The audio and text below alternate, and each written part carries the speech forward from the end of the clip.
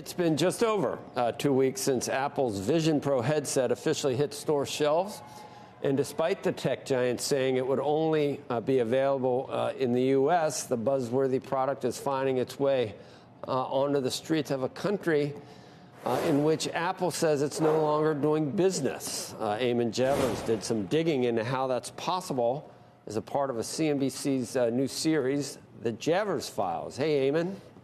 Hey there, Joe. You're right. On February 2nd, Apple launched its new Apple Vision Pro at the company's flagship store in New York. The company said the product would only be for sale in the United States, and because Apple paused its sales in Russia to protest the invasion of Ukraine nearly 2 years ago, you wouldn't expect the Vision Pro to be for sale at all in Russia. But a CNBC survey of Russian tech blogs, online sites, and channel checks in Moscow reveals that the Vision Pro was readily available for sale at retail outlets in Moscow within days of its launch in the United States. The fact that the hottest new American tech product was available with almost no delay in Moscow before it is officially on sale in London, Paris, or Munich is a high-profile demonstration of the difficulty of unraveling the global economy, even in an era of war and conflict. Asked about Apple Vision Pro sales in Moscow, an Apple spokesperson emailed CNBC, "As you are aware, Apple Vision Pro is only available at Apple retail stores in the U.S." In the Russian capital, that statement may reflect Apple's intent, but it doesn't square with reality.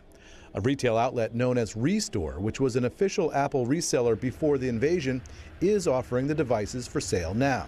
But prices are high, as much as 50% more than in the U.S. Prominent Russian tech blogger Sergey Romantsev recently demoed the device walking through Moscow and says the Vision Pro sells for thousands of dollars more at stores there. Romantsev says he actually bought his device by pre-order in New York and had someone fly it to Moscow so he could demonstrate it immediately after release to his more than 1 million followers on YouTube. Romantsev predicts the high prices in Russia will keep demand down for Vision Pro in that country.